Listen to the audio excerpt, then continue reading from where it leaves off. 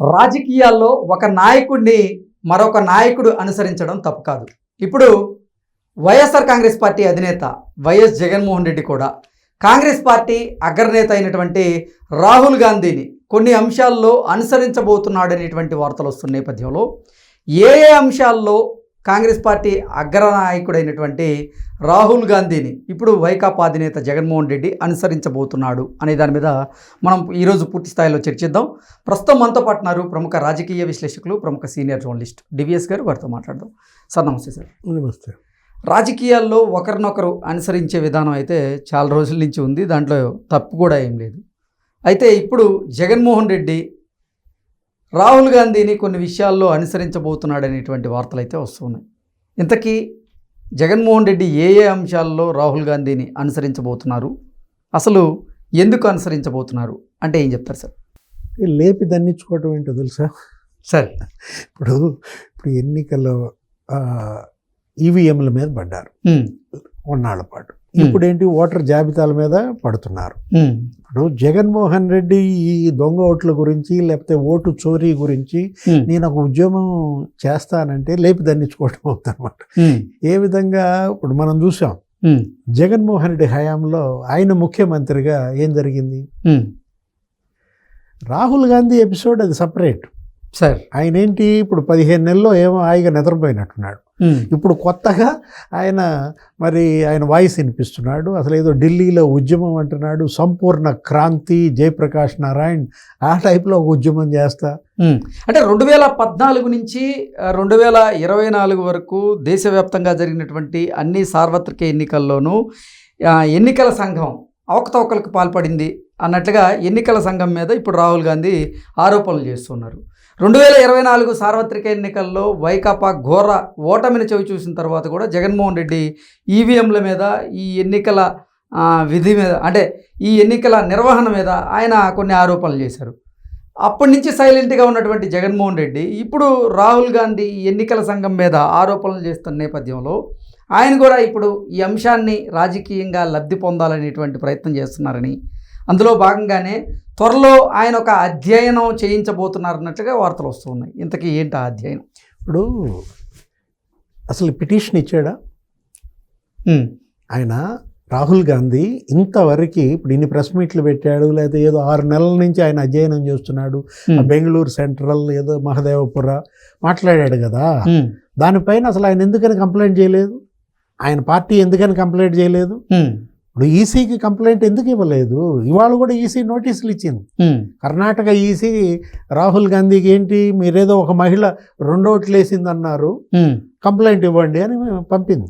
Sir ఇప్పుడు మీరు కోర్టులో పిల్ వేయలేదు, ఈసీకి అభ్యంతరాలు వ్యక్తం చేయలేదు. ఇప్పుడు ఒకటి ఈవీఎంలలో లోపాలు, లేకపోతే ఓటర్ జాబితాలో అక్రమాలు, ఈ ఓటు చోరీ, దొంగ ఓట్లు ఇవన్నీ నిజాలైతే వారణాసిలో మోడీ 3 రౌండ్లు ఎందుకు వెనకబడతాడు? ఫస్ట్ 3 రౌండ్స్ ఆయన ట్రైలింగ్ లేదు. వాళ్ళకి అసలు గతంలో ఎన్ని ఎంపీ సీట్లు ఉన్నాయి? 303. ఇప్పుడు ఎన్ని వచ్చాయి? 240. 63 ఎంపీ సీట్లు కోల్పోతుందా బీజేపీ? సరే, నువ్వు రాహుల్ గాంధీ నీకు గతంలో ఎన్ని ఎంపీ సీట్లు వచ్చాయి? 42, 43. ఇప్పుడు ఎన్ని ఎంపీ సీట్లు వచ్చాయి? 99. ఇంకోని చేర్చుకున్నారు 100. తప్పులా? అక్రమాల? ఈవీఎంల లోపమా? అంటే రాహుల్ గాంధీ ఎన్నికల సంఘం మీద ఆరోపణలు చేయడం, ఇప్పుడు ఎన్నికల సంఘం కూడా స్పందించి దాని మీద మీరు నిజంగా అవకతవకలు జరిగాయి అనేటువంటి ఆధారాలు మీ దగ్గర ఉంటే కోర్టును ఆశ్రయించండి, కోర్టులో పోరాడండి అంటూ కూడా. ఒకటి ఇండియా కూటమిలో లుకలుక్కలు మీరు కొట్టుకు వచ్చారు. జనం ఎలా మిమ్మల్ని నమ్ముతారు? నువ్వేంటంటే యాక్చువల్గా నువ్వు కన్యాకుమారి టు కాశ్మీర్ జోడో యాత్ర అన్నావు, బాగా వర్కౌట్ అయింది, నీ ఇమేజ్ బిల్డ్ అప్ అయింది. 2 రాష్ట్రాల్లో నువ్వు గెలిచావు. కర్ణాటకలో మీ ప్రభుత్వం, తెలంగాణలో మీ ప్రభుత్వం, నీ వల్లే వచ్చాయి పాదయాత్ర. అక్కడ బాగా ఐకమత్యంతో పనిచేశారు మీ పార్టీ వాళ్ళు కూడా. ఇప్పుడు నువ్వేం చేసావు? న్యాయ యాత్రనో ఏదో అన్నావు. ఎక్కడి నుంచి ఎక్కడ పెట్టావు? అటు మణిపాల్లో ఏదో మణిపూర్ నుంచి అక్కడ చర్చలు తగలబెట్టిన ఈశాన్య రాష్ట్రాల నుంచి ఇటు ముంబైకి అన్నావు. ఏం జరిగింది? ఈశాన్య రాష్ట్రాల్లో నుంచి నువ్వు వెస్ట్ బెంగాల్లో అడుగు పెట్టేసరికి మమతా బెనర్జీ నేను రానను, నాకు చెప్పకుండా నా రాష్ట్రంలోకి ఇలా వస్తావని. అంటే మీ లుకల వల్ల మీరు ఓడిపోయి ప్రజల యొక్క నమ్మకం పొందలేక మోడీని గెలిపించి ఇప్పుడు ఇదేంటి ఆడలేక మధ్యలో ఓడే కదా. ఇప్పుడు మధ్యలో ఓడా నువ్వు ఆడలేకపోయావా చెప్పు, అది కదా ఇవాళ చర్చ. ఇక పులిని చూసి నక్క వాతలు పెట్టుకున్నట్టుగా రాహుల్ గాంధీ ఆయన తెప్పలు ఆయన పడుతున్నాడు. నీకెందుకు జగన్మోహన్ రెడ్డి? ఆయనంట ఆరామస్థాన్నో ఎవరిని అడ్డం పెట్టుకుని అదేదో మద్రాసు ఇంకా ఎవరో పిల్లగాళ్ళను కొంతమందిని పట్టుకొచ్చి ఐఐటి వాళ్ళు ఈ ఎన్నికల వ్యూహ నిపుణులను ఏదో చేస్తాడంట ఆంధ్రప్రదేశ్లో. ఏం చేస్తావు? అసలు నువ్వే కదా ఓటు చోరీ, పేటెంట్ నీదే కదా. ఇప్పుడు ఒక ఇంట్లో 60 ఓట్లు ఉన్నాయనో ఏదో అన్నాడు బెంగళూరు సెంట్రల్ మహదేవ్పురాలో రాహుల్. ఇక్కడ 60 కాదు, ఒక ఇంట్లో 600 ఓట్లు.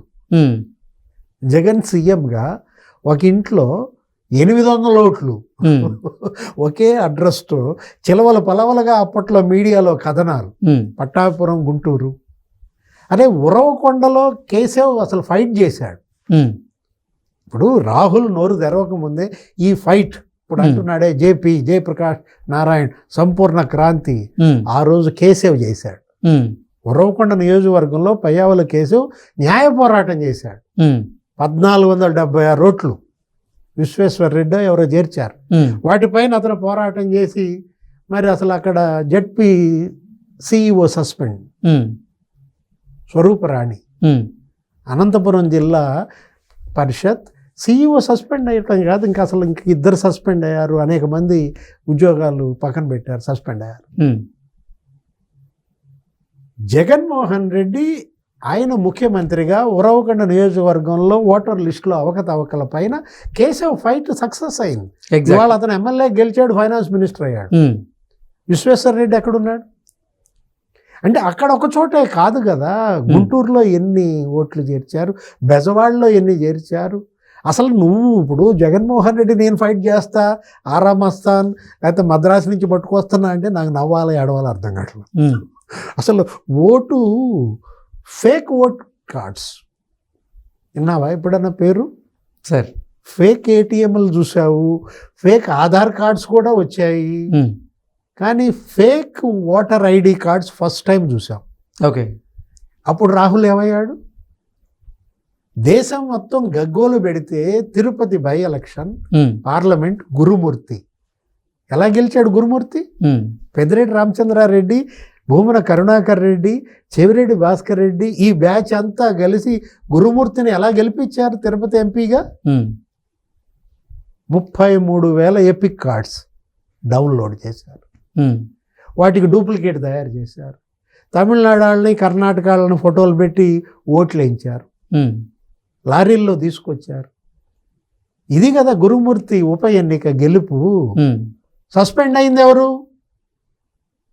IAS Girisha, Tirupati municipal commissioner, అక్కడ ఉన్నటువంటి మిగతా వాళ్ళందరూ సస్పెండ్ అయ్యారు కదా. ఎంతమంది సస్పెండ్ అయ్యారు ఆ కేసులో? అరే దొంగే దొంగ దొంగ అనడం కాదు, ఇక్కడ ఏంటి ఫేక్ ఓట్ కార్డ్స్ సృష్టికర్త ఇవాళ ఓటు చోరీ పైన ఉద్యమాన్ని ఆంధ్రప్రదేశ్లో ప్రారంభిస్తాడా?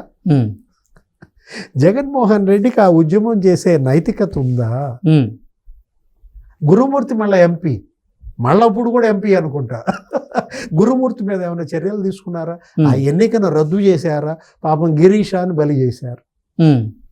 ఎవరు గిరీష మెడపై కత్తి పట్టి ఆ లాగిన్ పాస్వర్డ్ లాక్కున్నారు? చెప్పండి. అప్పుడు ఉన్నటువంటి భూమన కరుణాకర్ రెడ్డి ఎమ్మెల్యేగా, భూమన అభినవ రెడ్డి డిప్యూటీ మేయర్గా, వాళ్ళపైన చర్యలయ్యి గిరీషాని బెదిరించింది ఎవరు? నిన్న మాధవ్ మాట్లాడుతూ బీజేపీ ముందు దాని మీద ఎంక్వైరీ చేయమంటున్నాడు.